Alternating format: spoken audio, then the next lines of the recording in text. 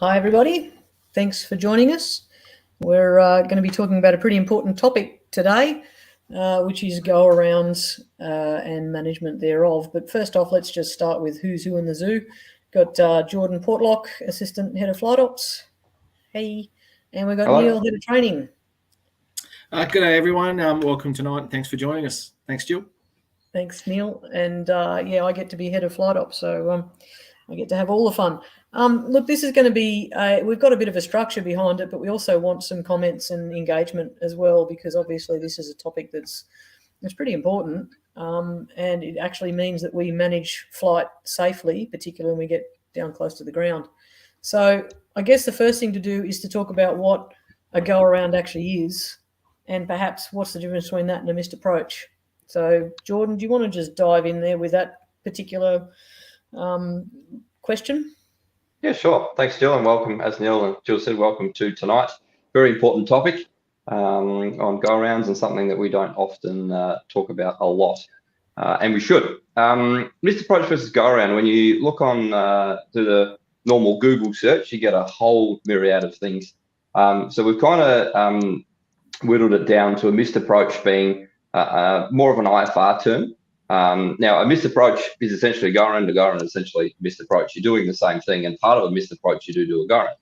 But for tonight's purposes, we're going to talk about the missed approach being more of an IFR term, and the go-around is what RALs pilots or VFR pilots enact for the reasons that we're going to outline below. If we are not comfortable for whatever reason, or there's external circumstances, we'll actually go around. So should we move on to the types of go-around? There's many different types. So the first one is just if we need to. If there's any reason that we need to go around, we can. And that might be because our head's not in the game. We decide to bug out of the traffic. It's becoming a really busy circuit. And we need to just depart the zone or depart the area. We might be doing it for training. It might be for weather. Like I mentioned before, we might just not be ready. We might not have all our ducks in a row, and we're going to talk about some certain criteria of getting our ducks in a row for what we call a stabilized approach a bit later. And you might be at a controlled aerodrome where they tell you to go around, somebody pulls out in front of you. So there's a number of reasons that we would do that. We might go around from base. Now, not a lot of people think about going around from base, but there's no point, if you know you're going to go around, if you've got a malfunction of some sort, there's no point in going all the way down to the runway and then conducting a go-around. You could actually do it from base. And we might talk a little bit more about how we do that later. There's different types on final. So above a certain height, like I mentioned, we're going to talk about some criteria later about when we do that. So on final, probably below 500 feet, but above 300 and below 300. We're just going to pick as numbers, and I'm sure Neil will talk a little bit later as to why we have those figures. It might be a procedure for overshoot or undershoot. So rather than trying to fight and really dragging the aircraft in low or doing a really steep approach, we might elect to conduct a go-around. And of course, the last one, which is very common when we see these loss of control incidents or accidents, is during the touchdown. If for some reason we bounce or we balloon, we have an extended balloon where we go back up in the air away from the runway, use my hand over my face, or we have pilot-induced oscillation. And there's many videos online about that, and we're actually going to look at one a little bit later. So there's some of the types of go-around, and just briefly we'll touch on later as to why we might do them, but there's some of the types of what a go-around is and why we would do it. Jill? Awesome. Thanks, Jordan. There's also another thing that we need to consider as pilots that we possibly don't, which is the criteria for why a go-around might be imposed rather than some other circumstances, which we'll talk about. And so, Neil, it might be worth chatting about what an unstabilized approach could consist of, why an unstabilized approach would be something we might decide to enact a go-around from. Well, I think, when we first started looking at this production tonight, we sat down and talked about what an unstabilized approach actually is. Anyone can have an unstabilized approach. So in any part of the phase of an approach, it can be unstabilized. at the end of the day, it's a case of what parameters you're working with, what are the key ingredients to whether something is stabilised or unstabilised, and what's the risk as you move down that glide slope closer to landing. So basically, an unstabilised approach is whenever we don't have a chosen set airspeed and attitude, or an alignment with the runway, or a descent rate, a rate of descent that's not giving us the outcome that we expect. So anywhere where the aircraft is unstabilised, in any scenario in the 3 axes that we move the aircraft, is basically unstabilised. Now, it's not a train wreck if we have an unstabilised approach. We all know that we can come down through differing layers of wind strength and turbulence as we approach. There can be mechanical factors involved, or we may actually just have read the descent rate wrong or our aiming point wrong, which might mean we have to intervene. We may have made a control selection like an extra stage of flap too early or too late, which could have caused us to actually have a secondary or further effect. Or we might have made a power change, which causes a secondary or further effect that, again, takes us away from those key parameters. So an unstabilised approach can occur from any of those situations, and any changes that either we introduced or any changes that the environment introduces.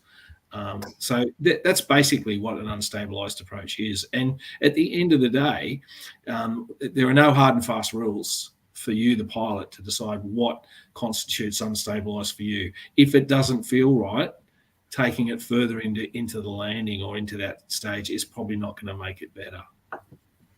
Very valid points, Neil. It's very hard to get a good landing from a poor approach. And that's one of the things that's drummed into many of our students, absolutely, about stabilised approaches and why you would do those things. Just noting a lot of comments there from Mel.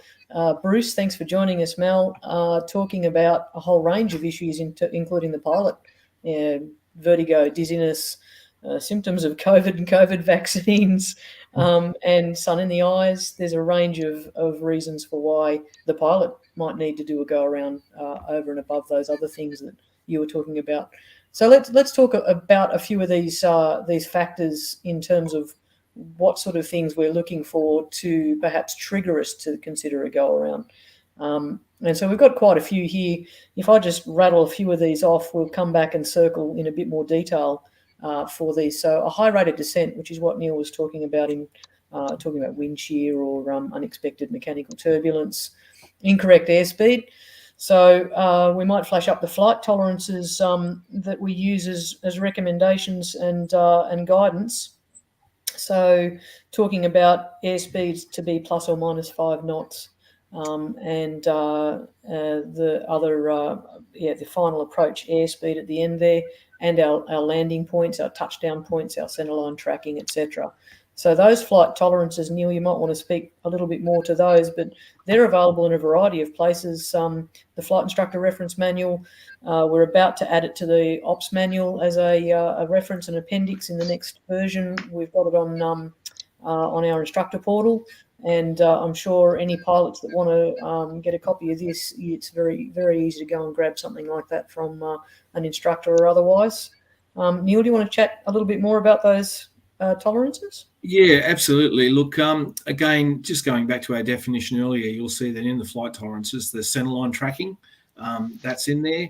I want to just talk about airspeeds. The tolerances accepted in industry, which we've taken these from effectively, in the approach phase of flight or in any phase of flight for airspeed particularly, we have a positive tolerance.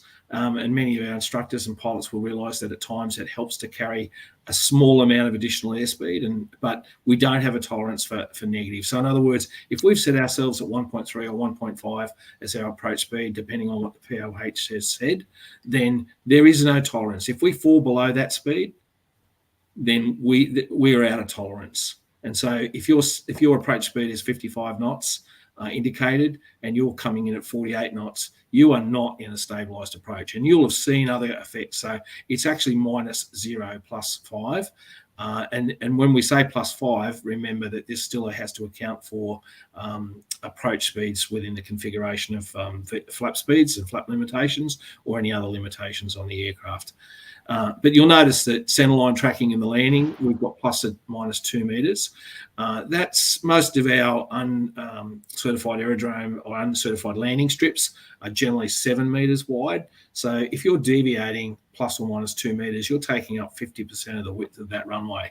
And I would suggest that most pilots will be looking for a tracking tolerance as they approach the land of probably less than half that even. But these are the limitations we've set, which are fairly generous. They are very consistent with the CASA standards. And what it does is it allows you as a pilot, and also when you're under assessment during training or an examination, for the examiner to actually define clearly using some metrics rather than just a thumb in the air, a finger in the air, to say this is what we expect. And you can build your decision making based around these basic tolerances.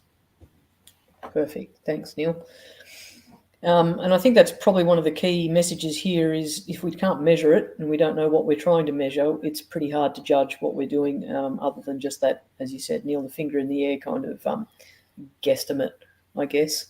So we talk about those tolerances. We talk about an incorrect flight path, which those tolerances refer to as well. If we're not aligned on the center line, the wind is drifting us off, or we haven't necessarily turned onto a nice stabilized final leg.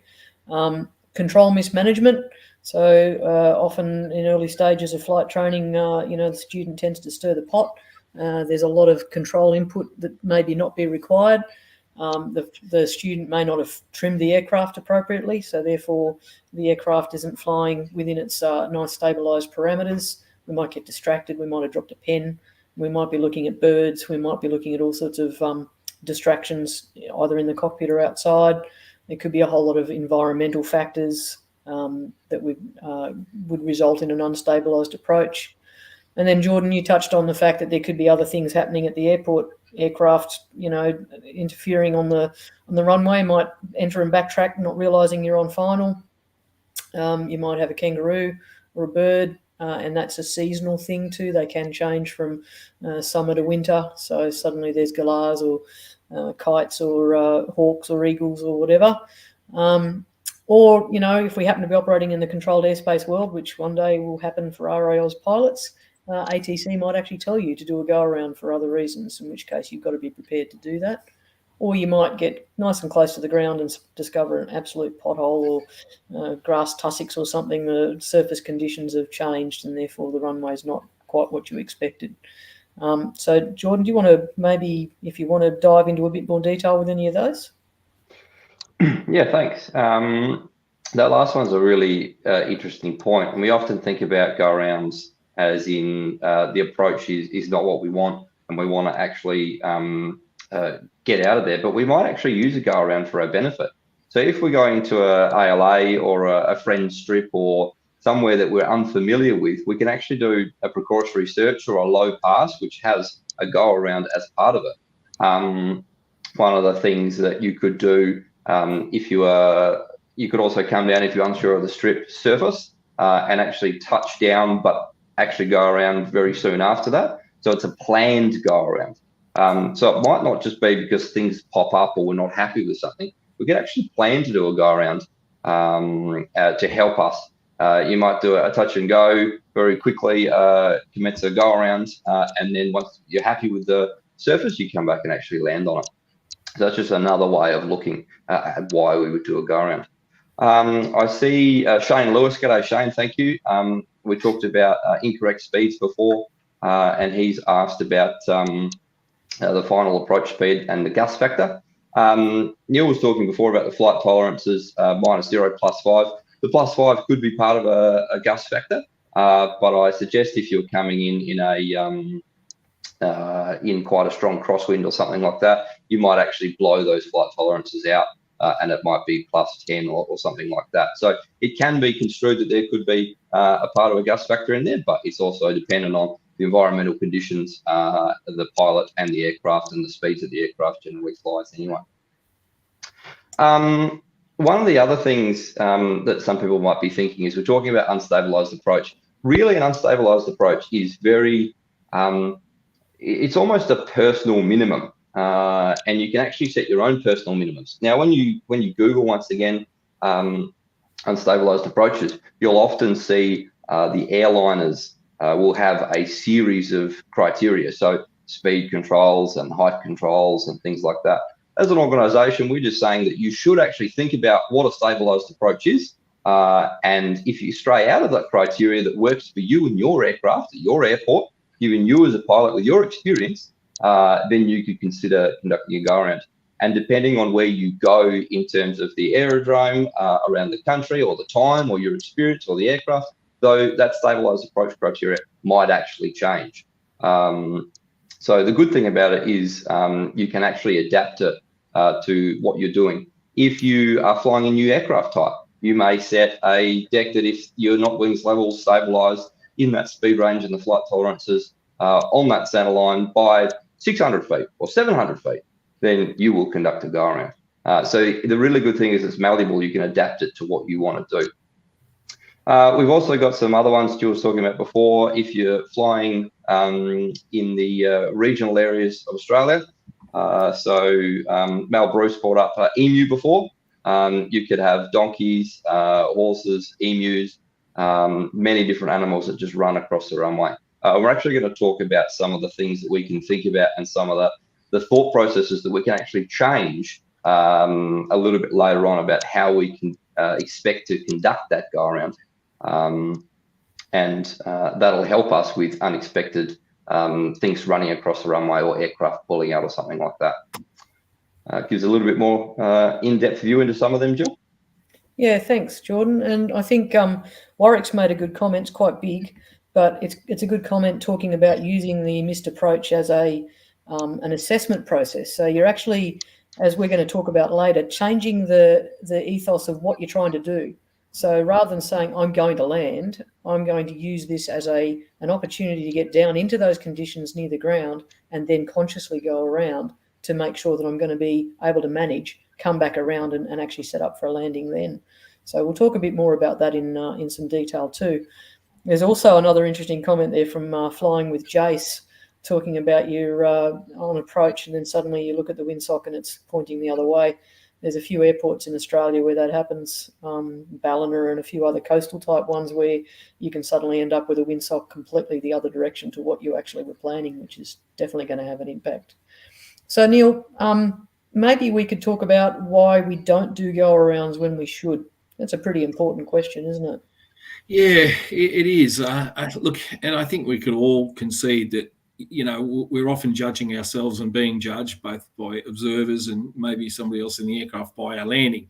And we see it as an area of defeat if we don't get it right. And so this expectation bias to persist with the landing because that's what you expected you were going to be doing on this flight is where we probably start to set ourselves up to fail a little.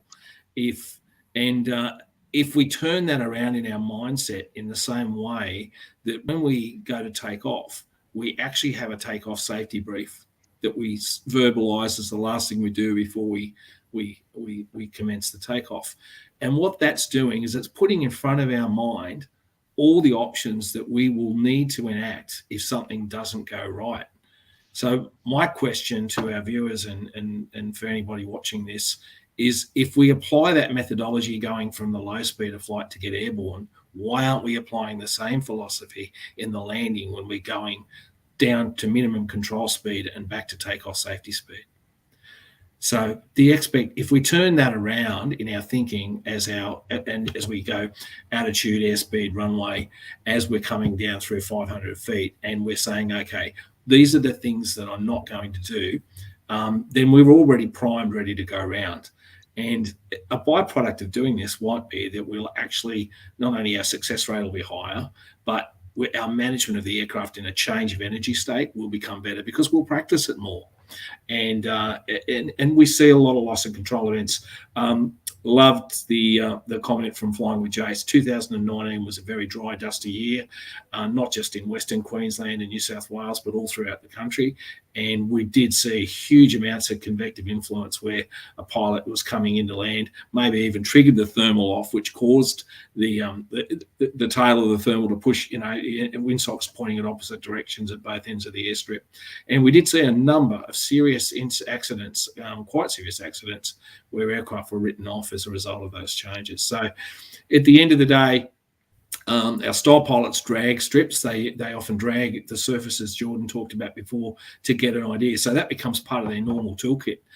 In fact, very few style pilots will actually land in an unprepared, unlanded area first up. They'll have either physically gone to the site first, and then on the day that they intend to land, they'll probably drag it in a way where they basically put the aircraft down into a soft field landing configuration and go around. And that's always the plan. So something you might want to practice or think about with your instructor or with another qualified pilot in the appropriate conditions. So, sorry, Jill, did that answer your question about that expectation bias? It is, yeah. We went into other areas, but that's not a problem because, you know, it's a complex area. It's not a simple, you know, I'm just going to do a go around. There's a whole range of things we should be doing pre the actual approach, even as we're coming into the airport and saying, is this a strange airport to me? Am I expecting stabilised wind? Am I confident in my abilities? Is the crosswind appropriate? There's a whole range of variables. But I think the expectation bias is a really critical thing. Neil, you said we feel like everyone's watching, and for some reason we feel like we've failed if we do a go around. I think we need to put forward quite clearly that it's a professional pilot's approach to do a go around. And Jack, g'day, Jack from Western Australia. He's put a comment in about the BA airline go around. That's pretty damn topical, isn't it? It's just happened. I understand that pilot was operating in 140 kilometre-hour wind, so that was pretty challenging. We might see if we can grab that extract of that video shortly and just show the sorts of things that can happen even to the big pilots, the pilots flying the big aircraft. But, yep, Stephen Limkin, thanks for joining us. Stephen, no shame in going around. In fact, it should be a badge of honour that you've decided that runway or that approach is not appropriate. You're not going to continue with it. You're going to do the professional thing and do a go around. And I think you're probably going to be pranging the aircraft, not pranking it. But either way, it's not going to be good if... We've had a big day, Jill. Stephen and I have a lot of work, which you'll see a little bit of later. Yeah, we've got some good stuff coming up as a teaser for what Stephen and Neil have been doing. So let's talk a little bit about the accident scenarios and possibly some of the factors for our aircraft that are unique. Talking about power to weight ratios and the lack of inertia in those aircraft. Maybe, Jordan, do you want to speak to those factors? Yeah, sure. During National Safety Month, I did a presentation on loss of control, and go-arounds featured heavily in that. And we're going to talk about power to weight ratio of RAAus aircraft being quite high power to weight ratio being high powered and low weight. However, we're going to be revisiting this towards the middle or the end of the year as we move into the Group G sphere, and that power to weight ratio becomes very important, but in a different way. We don't have as much power potentially, or we've got heavier weight, so the aircraft's actually going to react differently. Of course, one of the main reasons that we're discussing this topic, we practice it in our training. We probably don't practice it too much more from then, unless we have to do one for real.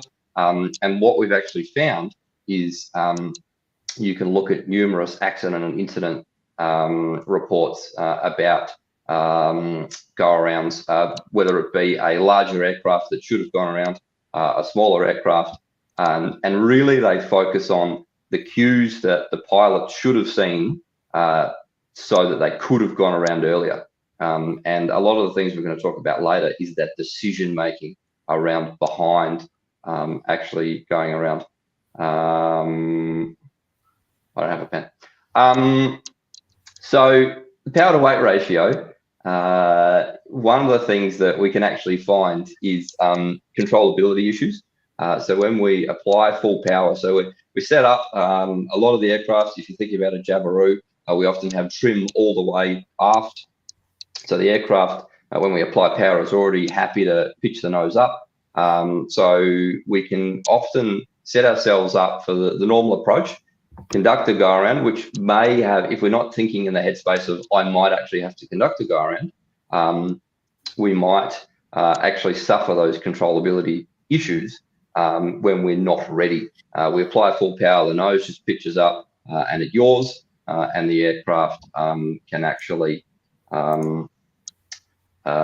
get away from us, which is not ideal.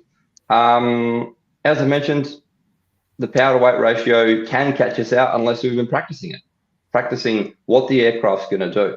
And whether that be a new type, whether it be the aircraft that you fly every single day, you need to actually practice this so that you know what the aircraft is actually going to do and what the controls are going to feel like. And one of the ways to do this, and I'm sure Neil could elaborate on this more, it's a topic that he's very passionate about, is going up to upper air and actually practicing, going back to that effects of controls lesson and the primary effects of the controls. And when we apply power, what happens? When we reduce power, what happens? And we can compare it to the stall recovery in terms of action and the control requirements that we have. So you want to just touch on that a little bit more, Neil? Yeah, absolutely. I think, we Jill and I and the three of us harp on a lot about effects of controls, but we tend to brush it off as a 1 hour lesson and we think that it's ingrained. And of course, we often unpack, as you say, through incidents and investigations that many of the control or loss of control events come back to control actions and or reactions, I probably should say, where a pilot has reacted either inappropriately or at the inappropriate time to correct a secondary or further effect or a diminished primary effect that's not there in the lower speed of flight, for example. And the only way to ingrain this is to practice it. And the only way to practice it safely is at height. So configuration issues, and I see somebody mentioned earlier about trim. If you trim for the approach and if you jump into a heavier category aircraft like any of the 200 series Cessnas and certainly some of the Pipers, you're winding trim often all the way through the approach.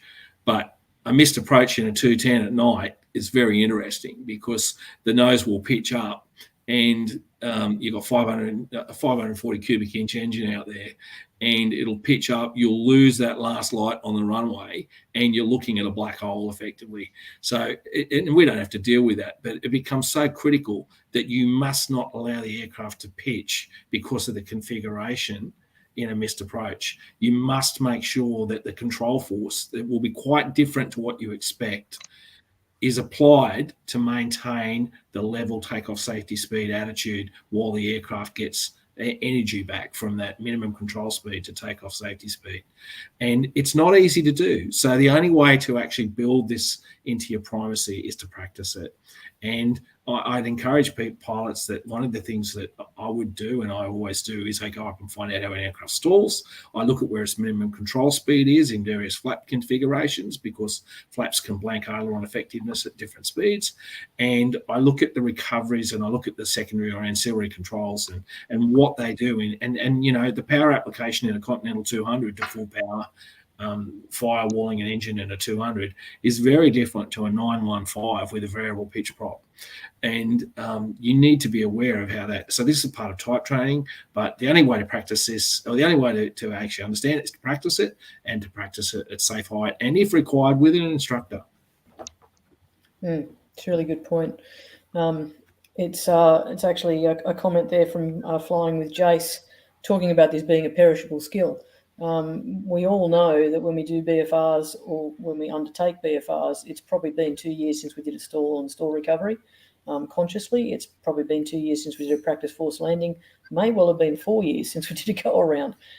So when you're going flying personally, whether you're an instructor or a pilot, go and practice this sort of stuff. Practice it at altitude first to make sure you're ready for all of the control input requirements, the change in pitch and yaw as you put power on, etc.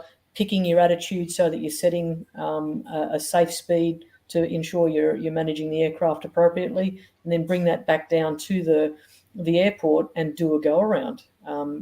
There's nothing wrong, and as I think Jack Donson mentioned, people are watching when you crash just as much as when you land. So let's show them how we can do a professional and managed go around instead of a professional and managed crash.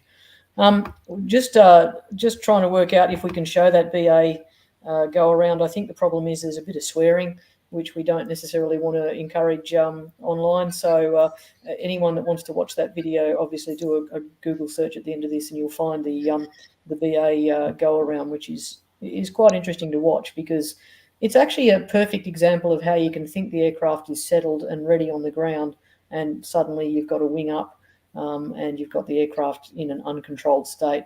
So as the old saying says, the landing's over only when you're back in the hangar and you're enjoying a cup of tea.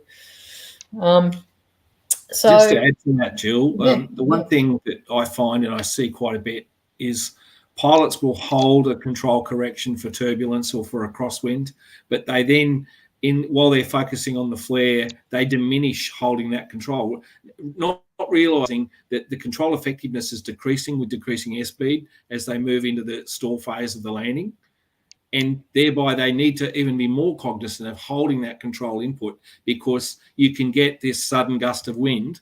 But if you've relaxed and taken off, and particularly into wind aileron, and then holding the correct rudder input as we get into ground effect and as we start to lose energy, we don't think we do it, but I've looked at the control stick many times where I see it in two cases. I see it in the landing phase where they're holding off for a crosswind correctly, and then they diminish that, thinking, oh, well, I've got it down, it's pretty much right, and they just go back to a neutral position. And the other point I see is in picking a wing up during a stall. Even instructor candidates will swear to me that they didn't do it, and we've put videos in the cockpit and they go, yep, I did it. And so none of us are immune from this. It's a natural reaction that our roll response reaction is to use the aileron, because that's what we're taught. And unfortunately, it comes back to bite us at the wrong phases of flight sometimes. I think that's actually a perfect description for what happened with that BA flight, because it does look like it's on the ground and reasonably under control. And then all of a sudden the wing pops up, and it may well be the pilot is relaxed and said, great, I've got this, I've got it on the ground, you beauty. Suddenly the aircraft is not under control anymore. And the pilot did the right thing by saying, I'm out of here, let's get up into the air and sort it out, come back and try again. So we've talked a little bit about when to practice a go around. We're going to pop up the syllabus from 3-axis and just talk a little bit about our expectations during training. But these processes are actually just as relevant if you're a qualified pilot or an instructor. Thanks, Moret, for popping that up. So we're talking about Unit 1.01, so the 3-axis syllabus, and it's Element 8.6 go-around procedures. And we actually talk about procedures for go-around from the base leg. So basically making an early decision rather than carrying a possibly poor approach or poor setup all the way down to a possible poor landing. Procedure from final approach, recovery from an unstable approach, procedure from an undershoot or overshoot, as Jordan mentioned earlier. Procedure once we've actually got near the ground and we've either bounced or ballooned. Managing and recognising pilot-induced oscillation, and thinking about engine management considerations. Jordan or Neil, do you want to talk to any more of those points? I should just call Neil, otherwise we'll end up with a bun fight. No bun fights here. I think the first and the most important thing is that, and thanks for putting that up, Jill, is that, and Moret, that we should reference the syllabus for a start. Everything we're talking about here is not new, but putting a focus on it and why we're doing it tonight is because it clearly is a significant causal factor in a lot of loss of control events. And as instructors watching, and I see we've got quite a few on tonight, and as pilots realise that you should be competent in not only delivering, but also in exercising the skills associated with any syllabus element. And as has been pointed out by a number of people tonight, you have to have recency and currency in order to be able to do those things. And the phases of flight could be pre-landing, as Jordan has talked about, in that decision-making, which we'll talk more, or it could be following a poor landing that's being executed, and then how to manage that. And the criteria that we have to use and the time available to make those decisions changes dramatically depending on the phase of flight. Hence the reason why an early approach decision is often better than trying to rescue a very late, where our primal instincts to recover things sometimes creep in, unfortunately, and we don't apply the correct control inputs, or we don't have enough time for the correct control inputs to take effect. So I think the key to take out in this is that let's look at the syllabus. Let's make sure we actually put it in the right place in a student's training, and make sure that we embed these basic behaviours back on the back of effects and controls. Yep, good points. Jordan, do you want to expand on any of that? I think Neil's covered it pretty well. I just want to say that, we showed the 3-axis one, but section 1.02, element 14 for Group B, White Chip Microlight, some different control considerations in there, and section 1.03, element 16 for Group D or powered parachute. So go and have a look at them if you're flying in those wells. We're not just talking about, even though it seems like we might be, it's not just 3-axis, but the 3 different types of go around for the 3 different groups that we have in the syllabus. Really valid point. Thanks, Jordan. The most exciting approaches or circuits I've ever had are in Group B training, where we've had to make decisions, and you get a lot of precession P-forces in microlights. Powered parachutes aren't so bad. Oftentimes you can go to full power and you'll still be parachutable and you'll stall the thing into the ground and just have a hard landing. Again, where you've got lack of response because of powder weight, or you've got high drag aircraft, that's why you have to make those decisions earlier. And if you apply a lot of force to a 2-axis aircraft, you don't have the aerodynamic control often to overcome what you've input to try and rescue a bad situation. Yep, good points. We've also got our head of safety watching, Cody. Thanks for joining us. There's a really good comment there from Cody talking about the fact that we only conduct go-arounds when things are looking really ugly, but it's actually the scenario where it's only slightly out of our tolerances that can result in accidents. And also saying we don't account for the fact that in practice we have plenty of time to do a go-around, but in reality, if we haven't been thinking about it, monitoring the situation, our decision can be late, and therefore the actions become more urgent. I actually vividly recall a video from an American instructor doing a renewal for a pilot, where he called out, "Animal on the runway, go around." There was actually nothing on the runway, but the pilot reacted appropriately, having, I assume, practiced or at least pre-planned what the actions were going to be. He did the go around and then kind of looked at the instructor and said, "What animal?" So, his reaction was appropriate and immediate as required. Got a few comments going on there. A good one there from Stephen Limpkin as well, talking about, as instructors, we have to demonstrate best practice. So, an instructor should be managing a go-around appropriately, shouldn't be reacting or shouldn't be mismanaging a go-around, should actually even practice it reasonably regularly themselves, because if a student gets it wrong, or a pilot even while doing a BFR, the instructor's got to be very practiced in managing that potential mismanagement and therefore loss of control. So let's talk a little bit about decision making. Neil, maybe you can talk to some of these points of decision making and how to do it, when to do it, and talking about, as we've said earlier, our change of expectation from landing to only landing if everything is tickety-boo. Well, I think we've sort of covered like how to make the decision to the go around. First of all, you have to be cognizant and monitoring the parameters that you've set, either self-imposed or by the flight tolerances. You have to have an active scan going in a way that actually looks at all those key elements of alignment, airspeed, attitude, and rate of descent. If they have to be part of your workflow as you fly down the approach path, and as you move further down the approach path, your ability to make mitigating actions against any of those, where there's any deviations in those, becomes less. So you then have to make so you have to change your decision-making profile, your workflow rate, and also your actions that you're going to employ, because sometimes applying full power 2 feet off the ground will put a wingtip in the ground. So you have to decide very early. And I think the key here is, as we say often in so many times, the only good decision in aviation in terms of decision making is an early one. And once we get the shame expectation bias out of the room to make decisions for us, we then feel we're freer to actually make that decision.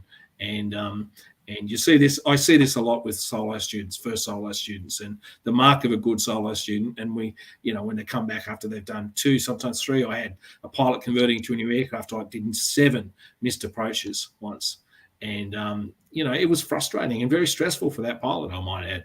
but they had the discipline to say this is not going to work out if I go ahead. So I think you have to look at your own personality type. If you're a performance-based person, if you're looking for credibility, you know what you like in your own nature, and then apply that to your personal minimums. I think that's the first thing in terms of decision making. Is it's got to start with you, the person, the individual pilot. Airline pilots don't get all that decision making. There's often a crew resource management process and a multi-crew decision process that determines it based on the parameters we've talked about. But as a single pilot in our recreational operations, you're the boss. You've got to make this decision, and you've only got to be accountable to yourself. And if you're the aircraft owner, that's great. If you're not, you might have to explain to the insurance company. But I think that's the first thing, is a human factor. You understand what you're like. You know, am I going to drive this thing through the crash because that's just what I do? Or am I the sort of person that will chicken out at the first fluff of a bit of crosswind? And know what you like, and then decide whether or not that requires more work, or whether or not, you know, they're good things to have. But know who you are. And then the next thing I think is, we need to put some parameters in place about making the decisions. And just like we have flight tolerances, they're obviously numerics that give us, and they're parameters that give us finite things that we can make decisions on. We also have to look at the available runway, where we are in relation to it laterally and vertically. And, you know, we were covering this yesterday in some work we were doing.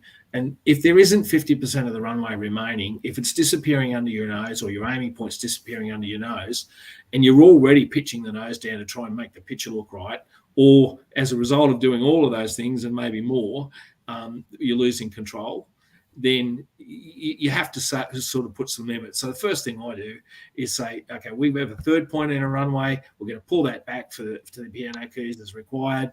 If we're not getting to the second marker, or the first, you know, we have a marker and say, if I'm not stabilized in the flare at this point in time, I'm going around. So put something animate, visible, physical in your viewpoint that's going to make a decision for you, so you don't change it on the fly. And that becomes a very important thing. When is it too late? When you've actually not done those things in the start, in the planning, or when you've actually said, oh no, I can still rescue this, and you keep going. So at your peril, dismiss the parameters that you set if you have been smart enough to put those disciplines in place. Change your expectation, only going to land if. I think we've talked about that. That's a bit of a new concept. A couple of our CFIs are actually actively doing this. They're actually teaching early circuits, and they're actually making the circuits all about missed approaches from the start. So the primacy that the student learns is it's acceptable. So they're being taught, there's a good role model in there. They're also being taught how to manage the configuration for many circuits before they even get into landing. So they go from, you know, approach speed 1.5 down to 1.1, back up to 1.3. And so they're managing the aircraft in that slow speed phase of flight, in a critical phase of flight, and they're getting practice at that. So what a great way to actually build skills before we actually try and get them into the landing phase, which we know all our pilots often have trouble with at times. So, yeah, they're sort of some of the things. Do you want me to keep going on that, Jill? Or no, I think you're right. We've kind of touched on many of those points.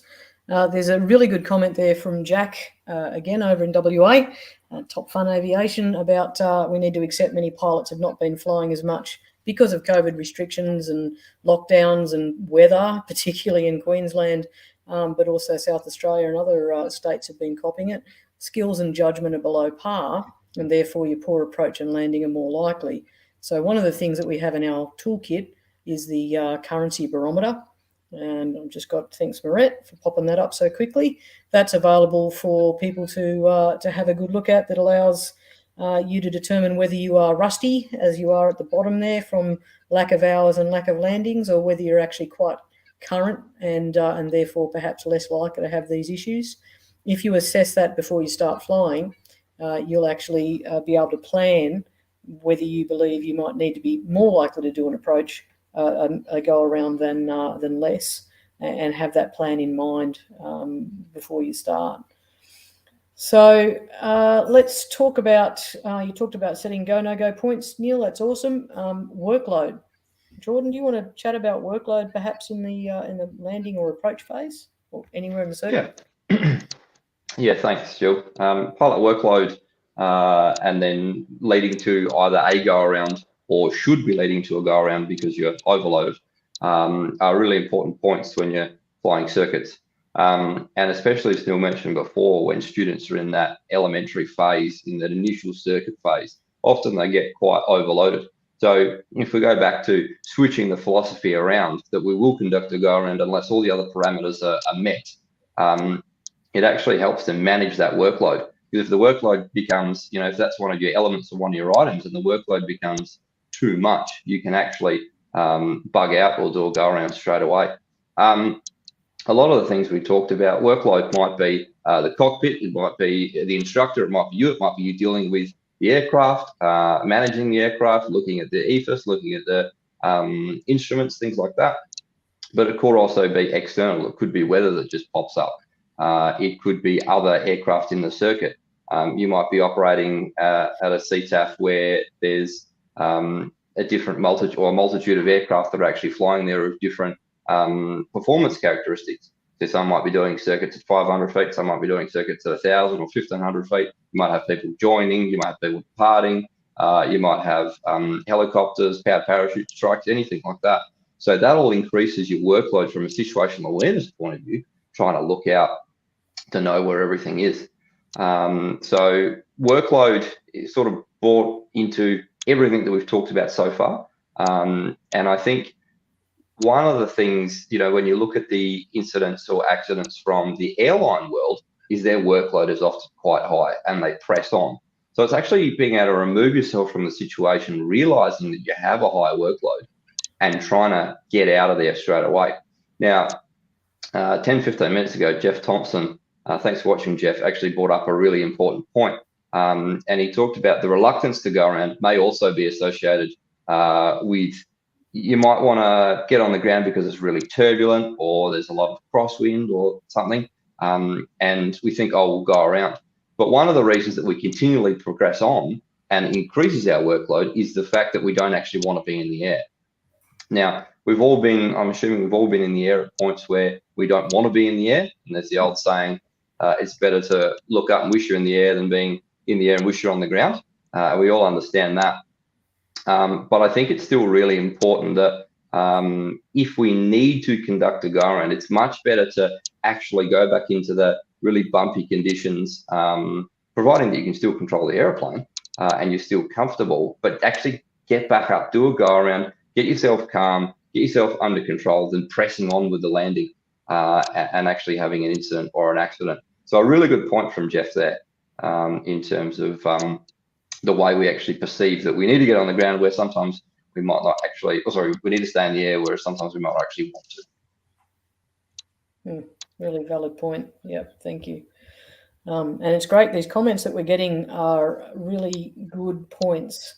And even if we just apply some of these philosophies for our future flying, we've achieved our aim. If we apply it and have the instructors think about it, as our good mate Dan Compton at Wings Out West has said, supporting Neil's comments, standard to make the first session of circuits all about go-arounds. It takes the pressure off the student.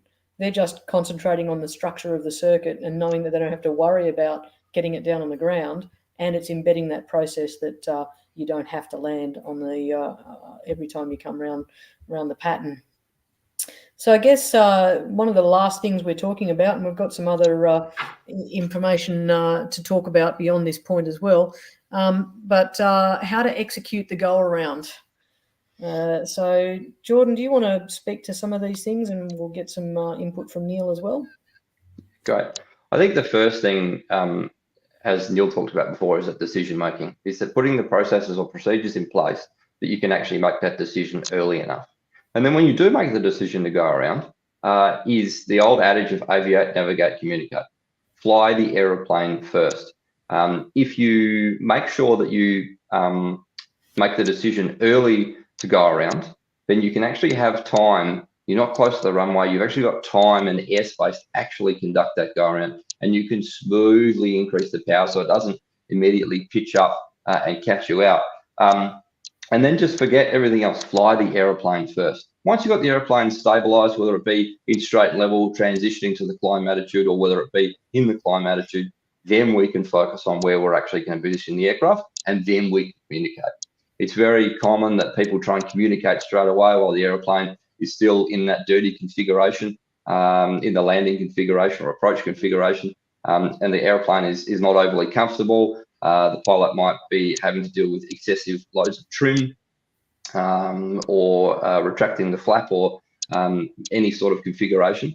And it's really important to make sure that we fly the aircraft first. We've talked about loss of control from not doing go-arounds, but you can also have a loss of control from doing a go-around. We can actually, and Neil has told me many stories, and tell you some stories about pilots losing control or almost losing control whilst actually conducting the go-around. So if we make sure that we fly the aircraft first, and then look at where we track and then communicate after that, we've got a much better chance of actually making it a successful outcome than not. And we also need to know what to look out for in terms of that. And we talked about knowing the aircraft, power to weight ratio, what the aircraft's actually going to do is really important. So I might hand over to Neil to recap on that and talk about what we actually do, the procedure, and where we actually go. Thanks, Jordan. Look, it's fresh in my mind because we were only doing it yesterday, so thank you for everyone about recency. I try to practice this stuff at least once a month personally, but I get to see a lot of it, obviously, in assessments anyway. But you talked about flying the aircraft, aviate first, and I think the problem in the industry is we've actually over-colloquialised these terms and we've overused them to actually, what does that mean? We talk about aviate, navigate, communicate. You need to fly that aeroplane in straight and level flight. You need to resume that aircraft below, so you're below takeoff safety speed or minimum control speed in most cases where you have to make these decisions, or you're approaching those speeds. We won't go into the technicalities of it.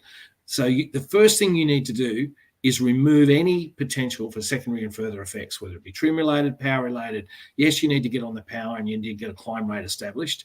But the first thing you have to get back and maintain and protect is airspeed. And the only way to do that, if you're a foot off the ground, you can't push the nose down. You have to get the power on, you have to stabilize secondary and further effects, and you have to let the aircraft feel the energy that you've spent the last 30 seconds trying to get rid of.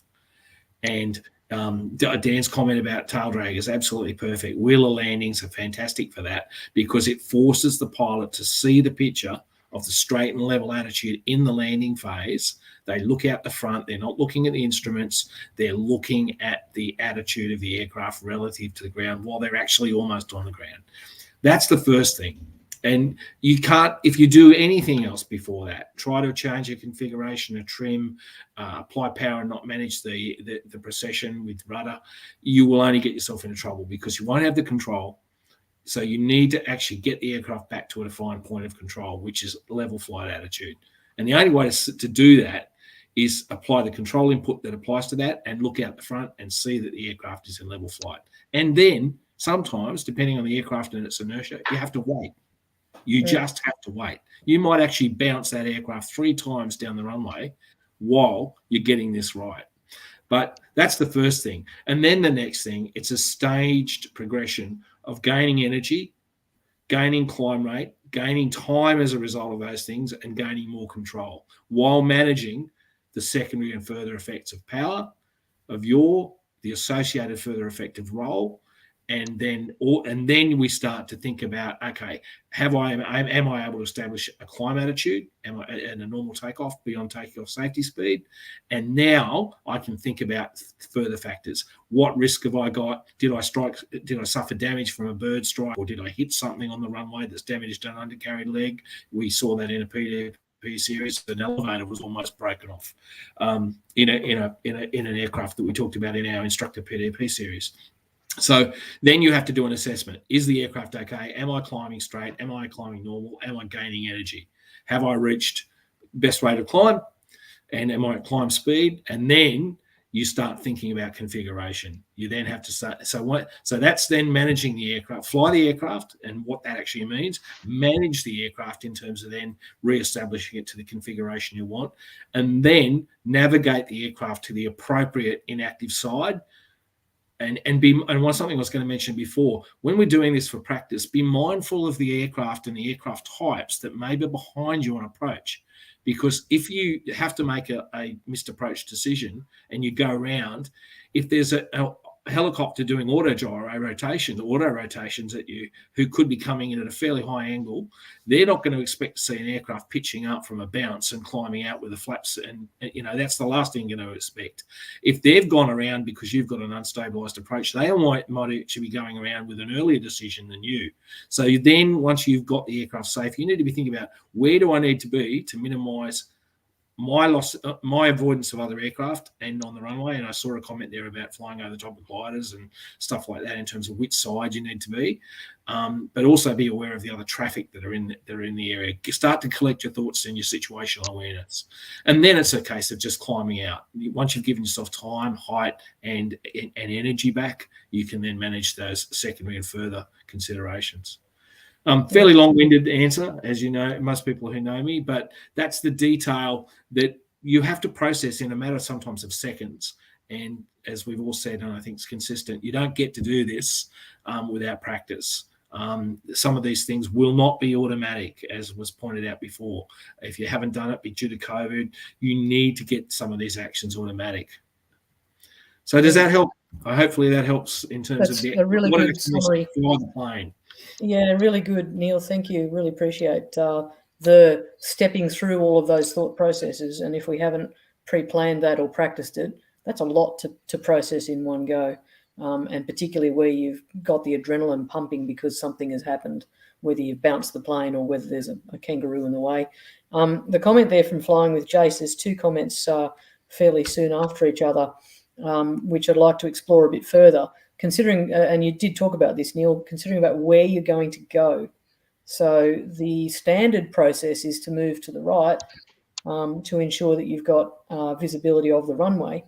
However, there's a further comment there as well from Jace talking about if you do overfly the right and there are gliders or hangars, that may not necessarily be the appropriate place to go. So you should be considering that as part of your decision making and pre-planning before you even get into that position. Just on that, Jack made a comment there about I've never crashed into an air molecule, but where you have parallel runway operations, for example, at like some of our airports, where you have concentric runway operations, and oftentimes at Caboolture, for example, you have glider operations on one runway, and that pilot, that Pawnee, which is often me, sitting holding, I'm waiting for the guy to land, and then he calls a go round. I've already thought, oh well, he's gone, and then we're on a converging path. So it's sometimes we have to think about bigger environments. And one of the things at RAAus we think about, pilots and instructors often teach to what they know and what their environment is. But remember, you've got to prepare a pilot for multiple different environments. And sometimes the considerations that you've never had to deal with in your whole entire flying career, somebody else deals with virtually every other day. And converging runways where we've got multiple runways in use, or parallel runways, you absolutely have to know which side of the runway to move to in order to create separation, if required. Perfect. Yep. I've got a whole lot of really great comments coming through, and appreciate all the input. And again, appreciate our CFIs like Lloyd and Phil, Jack, and Dan that jump into these conversations. There's a really good comment there from Lloyd. K, firewalling the throttle in high power to weight ratio aircraft can be a big mistake. It can also be a big mistake even in a good old-fashioned Cub, because if you firewall the throttle too quick, you will actually potentially stall the engine, or it might not recover or pick up quite as quickly, and then you're in a whole world of hurt. So yeah, fly the aircraft, manage it appropriately. We didn't talk in a lot of detail about smooth power inputs and smooth control inputs, but obviously jamming power in and smashing controls forward or diving into to inputs that would be not what you'd do in a normal situation is not ideal. You want to make sure you're controlling the aircraft in a calm, thoughtful way rather than a reactive way. I think we'll probably take one final comment there from Jeff Thompson talking about the pressure to force a bad landing. So, it can be perceived to be a badge of honor to say, oh, I stuffed up that approach, but I managed to pull off a good landing. maybe that's the case, or maybe you did a poor approach and you were lucky enough not to damage yourself or the aircraft. So again, the badge of honour is to make that decision early and do a very professional, well-executed go-around where someone in the Aero Club watching is going to actually say, hey, I'd like to buy you a cup of tea later because of the way you handled that. That was a really well-executed go-around. So I think we've cracked the hour. We could probably keep talking for more time, but I'm very aware that we like to try and keep these to around an hour. There's a couple of quick things we'd like to talk about. Just to recap for people, on the 2nd of December last year, something kind of exciting happened. Part 91 was enacted, and there were some major changes. First off, to where the general flying operating rules live. A lot of the cars have now disappeared. Got our car 166, for an example, which we all know and love for our operations at non-controlled aerodromes, has now been put into the Part 91 world. And I'm going to ask Jordan to just talk about a couple of things that have been raised from our revised exams, which have caused a little bit of potential confusion. Jordan. Thanks, Jill. After that good chat, I'm now going to talk about some people might call the boring stuff, but please stay with us because we've got a really good video coming up after about some stuff that's coming forward. So bear with me for this. Obviously, Part 91, a lot of things are the same, but a lot of things are different, if that makes sense. There's a number of things I want to talk about. And the first one is you can expect throughout your training or your next BFI or your next instructor renewal or senior instructor, CFI, PE, any renewal you'll do, this instructor or CFI, whoever's doing that, or test, will be going through the CASROC, we call it, which is the Civil Aviation Safety Regulations oral quiz. And that's got some really good information in there, just bringing the RAL's pilots, whether they be an ab initio student all the way through to a CFI or a pilot examiner, into the same world and understanding the same things. And there's like I said, an oral quiz there that we can that we'll go through just to make sure that we are on that same page. Some of the big changes, there's probably 2 or 3 big changes that I want to talk about. The specified VFR cruising requirements haven't actually changed in terms of what we need to do, apart from the fact that we're now obliged to comply with them at 3,000 feet or 1,500 feet AGL. So that's 3,000 feet above mean sea level. Now, there are some exemptions to that or exceptions to that, and you can go and enjoy Part 91 and its associated mods to find out what they are. But just know that we're now legally obliged to comply with that at 3,000 above mean sea level or 1,500 feet AGL. We are operational. Yeah, and that's the exceptions that they have in there. A couple of other things in there in terms of fuel. So one of the important changes, and we're actually getting our revised exams have been changed. Well, exams have been revised, the Air Ledge at the moment, to talk about the Part 91 changes. And the big change that we're getting a lot of discussion about is that of the fuel and when we need to check the fuel prior to our flight. So car, the old car 20.02, I believe, 0.2, used to talk about when we must check it, and we all know that after refueling or before the first flight of the day is when we must actually check that fuel.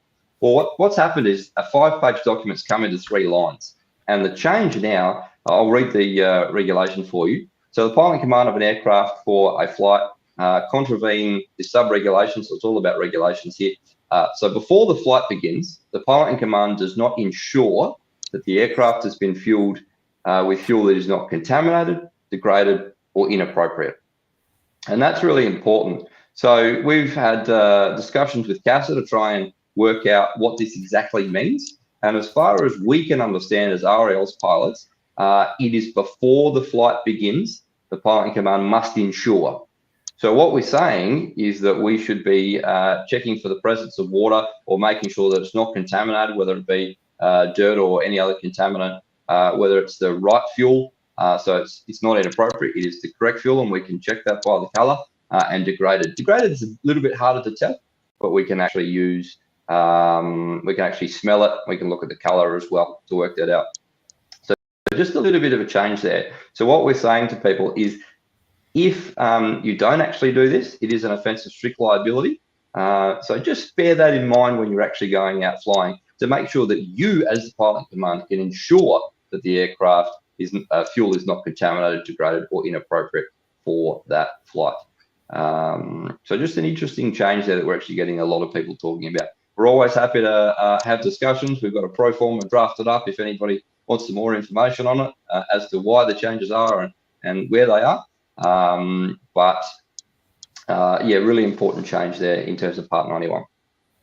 Awesome. Great summary. Thanks, Jordan. And obviously there's a whole heap of resources, and we do appreciate all the work that CASA has put into plain English guides, revisions to flight, visual flight rules guides, etc. So there's a whole lot of resources there. There's not much in the way of excuses for not understanding or at least running through those changes. There's a couple of very good documents we emailed out to our instructor cohort, which are the mapping documents that map the changes from the Civil Aviation Orders to Part 91 and the Civil Aviation Regulations to Part 91. So there's a little bit of light reading if you've got insomnia one night, but it is also something we expect our instructors to do, because you're going to be training the students or the pilots, assessing the pilots for BFR, assessing your instructor cohort, assessing yourself, and being assessed as a CFI even at the point of renewal. The last thing we want to finish up on now is a really exciting project that Neil's working on, his capacity as head of training. So I think first off, we might get Moret to pop that video up and enjoy a preview, and we'll have a quick chat afterwards. Thanks, Moret. Loss of control events are still the leading cause of accidents and incidents in aviation today. So what you're saying, Paul, is you mistook your picture of your profile with your descent rate. Exactly. And so you thought, I'll fix that by putting more flap on. Join us in this Recreational Aviation Australia series on loss of control, while we take a dive and look into the causes, the scenarios, prevention and aircraft management techniques to help reduce the threat of these occurrences in your flying. So ask yourself, what more can I learn about preventing and managing loss of control events so this doesn't happen to me?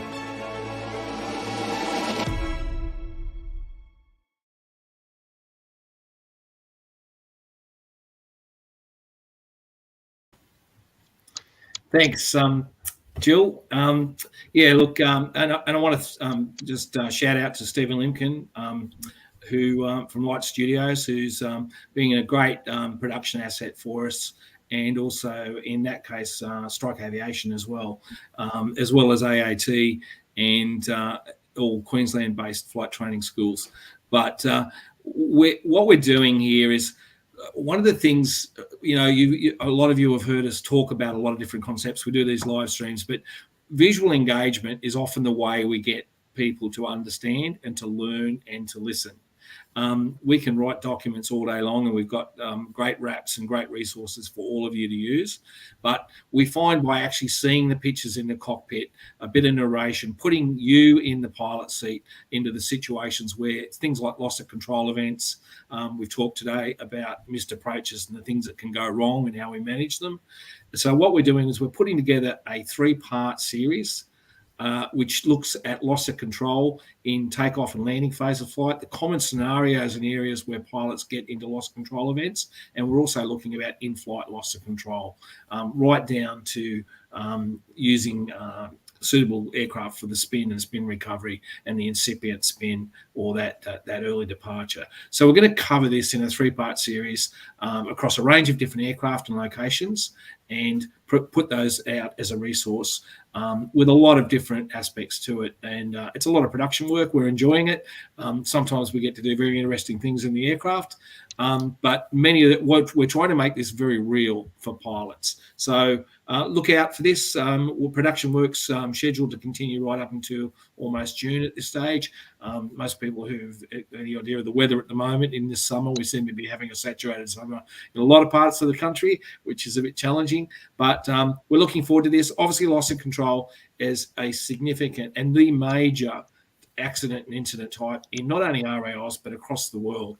And general aviation and light aircraft figure very heavily for a lot of the reasons we've talked about today. So the series focuses on recreational aircraft, the types of recreational applications and operations, and the phases of flight, so that you as the pilots can be aware and say, hey, this is a phase of flight where I need to manage these things, and this is what I'm likely to do wrong, and this is how I can, some tips and techniques as to how to manage those things effectively. We've talked about some of those things tonight, so watch out for that, and we're continuing to integrate video and online learning in a lot of our applications for the members as a member benefit, and to reach out and try and break the back of some of these long-term issues that, in 60 or 80 years, the industry has probably struggled to find an effective way to get the message right across. So thank you for joining us, and we look forward to sharing that with you soon.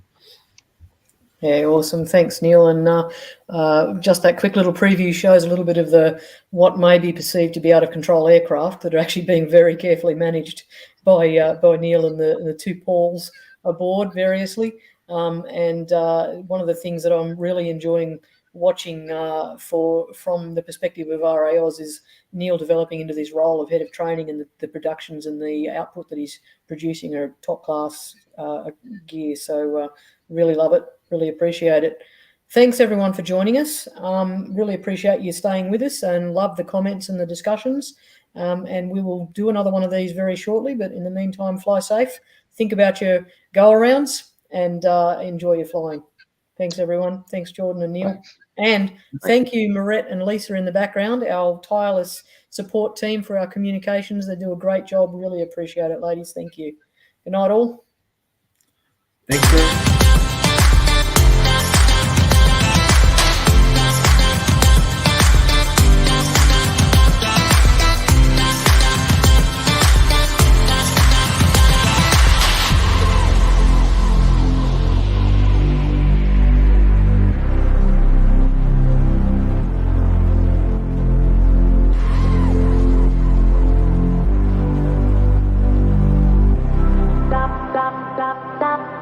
Stop.